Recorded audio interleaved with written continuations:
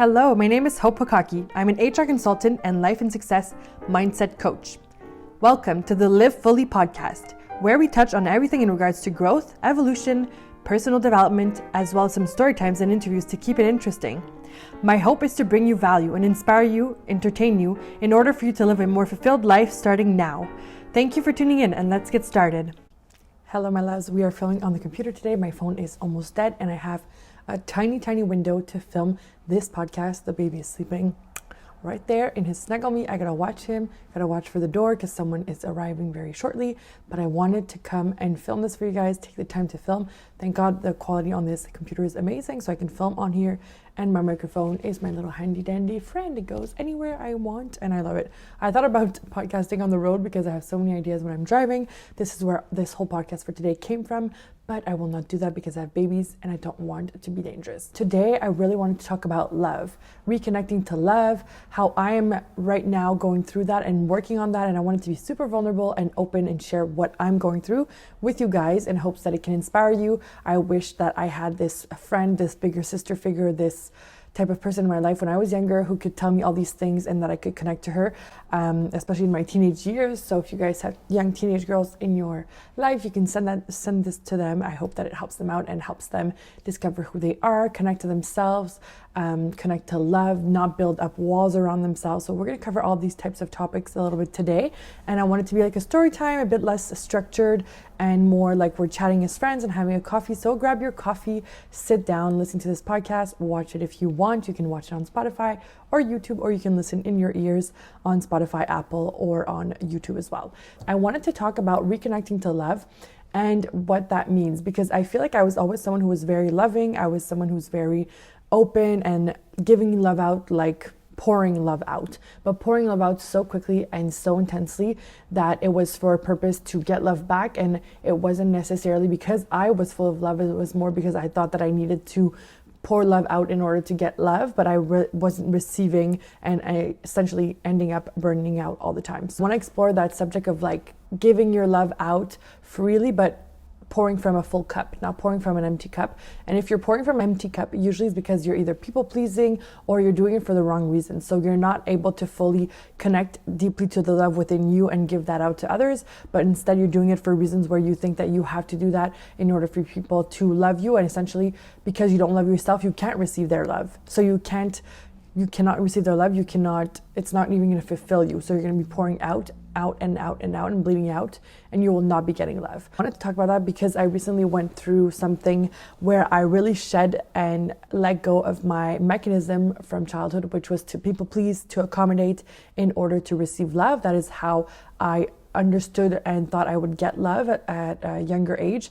And so that's how I would show up in the world, and that's how I thought that I would get love. So that's how I would show up in my adult life. And then in relationships that were intimate relationships, I understood that burned my hands really quickly and I was taken advantage of. So my walls around intimate relationships with my partners went up really quickly, and I didn't have serious relationships because until my current relationship with my partner, and that I have my family built with him, and I'll explain a bit about that. I'm super glad to be open about that. But I had a lot of walls up, and I remember the day that I was in the car, in the back seat, looking out the window, all dramatic, because I'm a little bit of a melodramatic person sometimes. Like, I like to think my life is like a movie. Remember that time where I was looking outside of the window and deciding, okay, this hurts so bad, like pouring my heart out and having my heart on my sleeve for intimate relationships and with partners and with guys is hurting me so much. I will consciously choose to put a wall up, and I consciously did.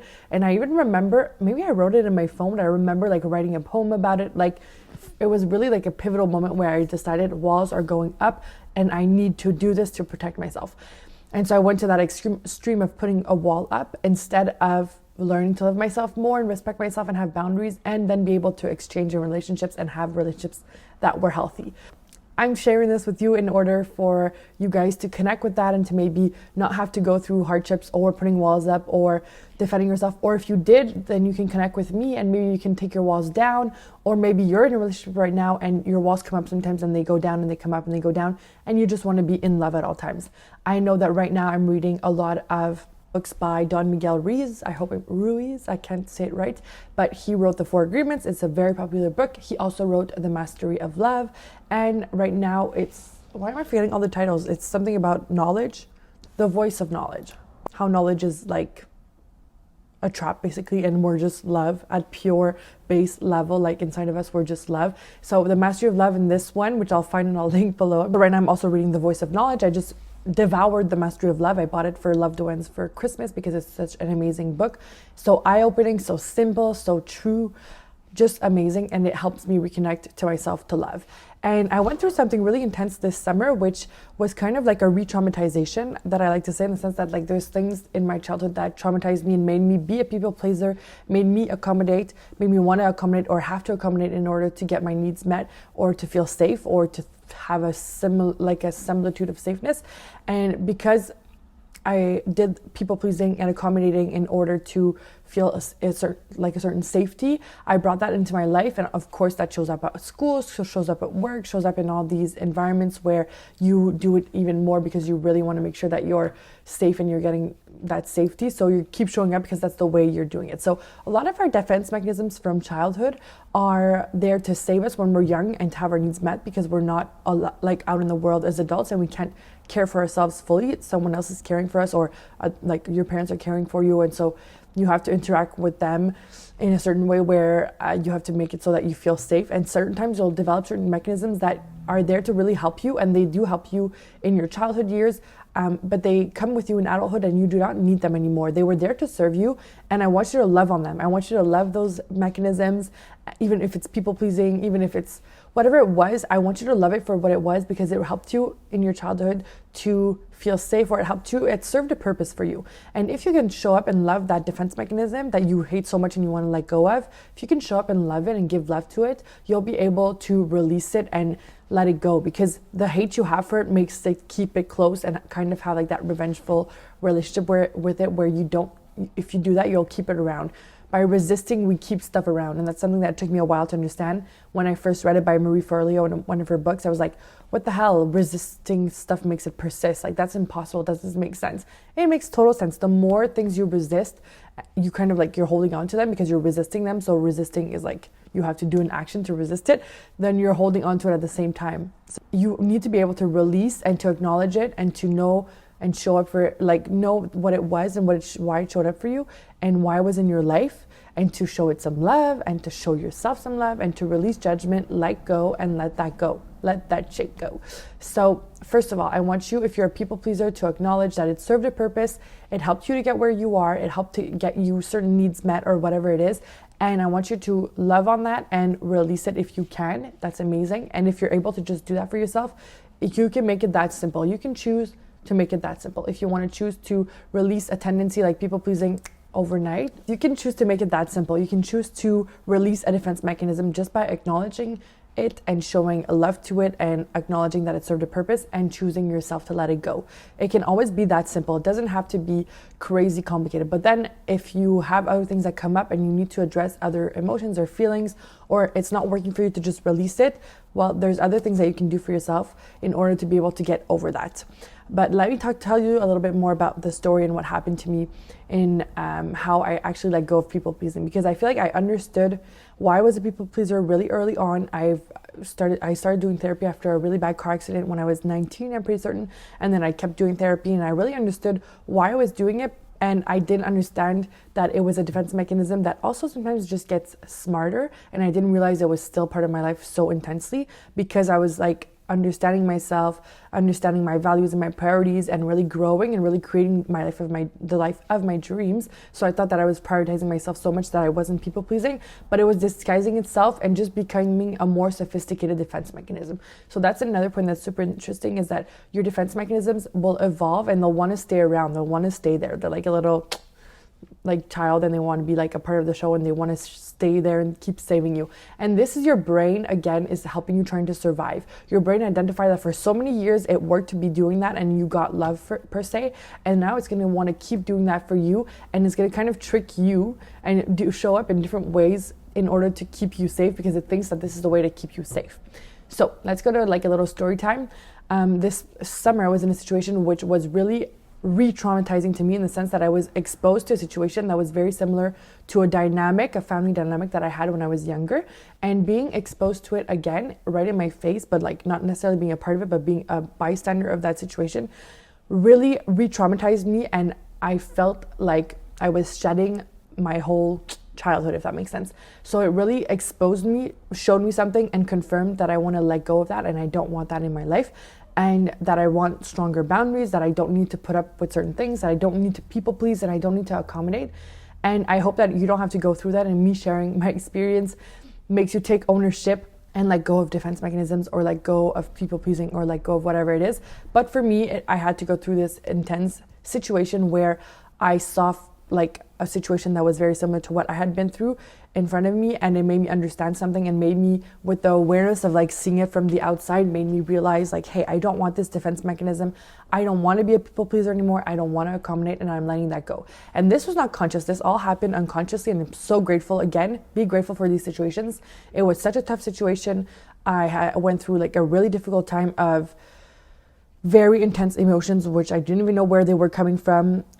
They were intense emotions that were flooding and coming out of me like someone opened up like a valve, and it was just pouring out. It was insane. Like, I'm so lucky that around me, I had built a life where I had a partner that was with me, and I have people around me and support systems that were there to hold me. And I think that's why all this came up, because they say a lot of times that if emotions or repressed memories or whatever come up, is because you're in a safe space and they're ready to be let go. So that's really what happened to me. It was really intense. It took me weeks and weeks and weeks to understand what happened, what I was going through, and what I was shedding, and that I was shedding my defense mechanism. I did not know it in the moment.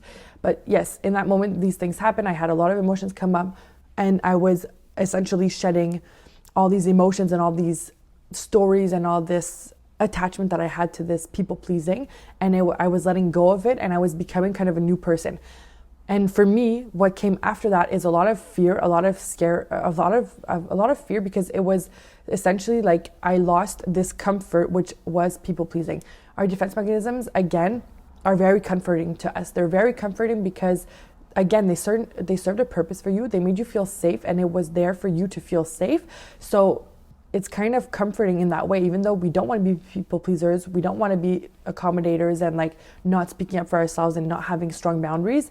That definitely was for me a comfort zone and something that I knew and that I was comfortable with. So shedding it all at once really quickly, because of me becoming aware of all my emotions and like letting them go and releasing them and not holding on to them anymore, really exposed me, and I felt extremely vulnerable. And being vulnerable in those times, I started wanting a lot of space. And this is where I started to try to understand how to set boundaries for myself. And I understood, like, I am completely overwhelmed. I have no more space to be a people pleaser, and it's not part of my identity anymore. And I shed that. But now how do I show up? For a couple weeks, it was very difficult for me, because I was really confronted with relationships that are close to me, where I was showing up and trying to set boundaries and did not know how, or trying to speak my mind and I didn't know how, and it was really awkward and caused awkward situations. And when that would happen, instead of just like hiding and going away and not saying stuff, I would try to show up for myself and be like, okay, what's happening? Why am I reacting like this? What are my emotions? With the people around me that I trust and that I love, and that I was maybe interacting with them differently, I would show up and say, hey, I'm overwhelmed. There's a lot of emotion. And just being vulnerable and getting love from the people around me was so therapeutic, and helped me really keep growing in that direction, and helped me become more and more confident in saying no to certain things, speaking up my mind, having boundaries, just voicing my likes and dislikes, voicing what I wanted and what I didn't want, all these things that I had never really done because I wanted people to like me. So I was always accommodating for them and people pleasing.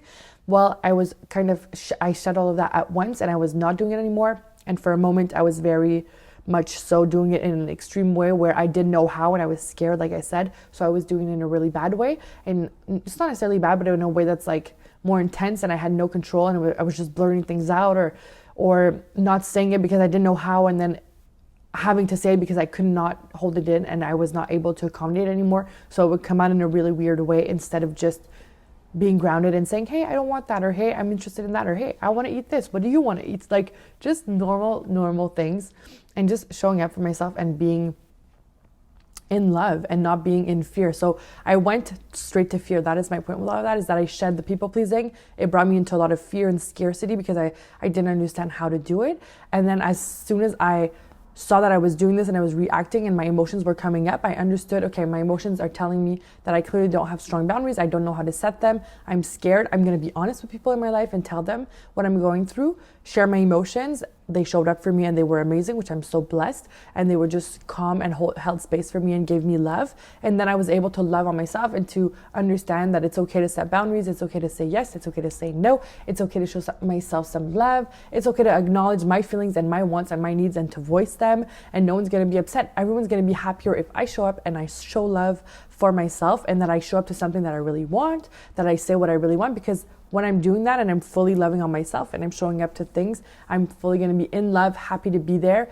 And everyone benefits from that, especially everyone that's around me, because they're really going to get real deep love and not superficial love that's there to just people please. They're not going to get the love that is there that I think that I need to show up for them in order to get love. It's going to be love that comes from me because it's just my nature and it's deep, pure love coming from me because I love myself and I'm showing up with healthy boundaries and I'm loving on them as well. So it's a really nice exchange, and they're going to be so happy, the people in your life, once you shed that, once you show love for yourself, once you decide that you are going to set boundaries for yourself, that you're going to speak up for yourself, that you're going to acknowledge yourself. That is something that was so big for me, is that I realized listening to a podcast that Melissa Wood Health launched last week about showing yourself more love. I realized I was also taught not to acknowledge myself. That's part of people pleasing. She was asking at one point, what do you guys say or do when you see yourself in the mirror? And I was like, nothing. But I don't say anything. And I realized, oh my God, I don't say anything. Oh my God, I do not acknowledge myself. Like, I need to acknowledge myself, and I need to look myself in the mirror, look myself in the eyes, tell myself I love myself, tell myself I respect myself. And whenever you're on a certain part of your healing journey, you'll see that a lot of things in podcasts and in books will link together, and you'll be so surprised that they're reinforcing what you're learning. So in the book that I'm also reading, he was talking about showing respect and showing up for yourself and showing just respect for yourself, just respecting yourself, loving yourself, and being that with yourself and having that relationship with yourself first. And how if you love yourself, you're going to be able to love everybody else. If you have a bad relationship with yourself and you're not nice to yourself, you will not be able to show up and love other people. I did it for a long time, but it was so superficial. That's why I was always burning out. I started burning out as a teenager. Like, I knew the term, and it was happening to me really early on, and it kept happening because I was showing up for people, giving them so much of myself, so much love, all of these things. And essentially, I was pouring from an empty cup because I had no love for myself. I had no acknowledgement for myself, no consideration for myself, no even questions of like, what do I like? Who am I? What are my values? What are my priorities? What do I want for my life? Like, I had no questions about that at all. And so it's going to be a short episode today again. It's already 20 minutes so far, and I'm going to edit it a little bit down. But I essentially just wanted to show up for you guys and to share how to make sure that you're pouring from a full cup, and make sure that you're showing up for people, and that you're maybe shedding the people pleasing, or at least hearing a bit of my story and realizing that, oh, I people please as well. And yes, it served a purpose, and I want to let it go, and I want to start showing up for myself and being there for myself. So I hope that this podcast was helpful for you guys and that you got something from it. And I loved sharing with you. I will see you guys next week, and I can't wait to talk to you guys again.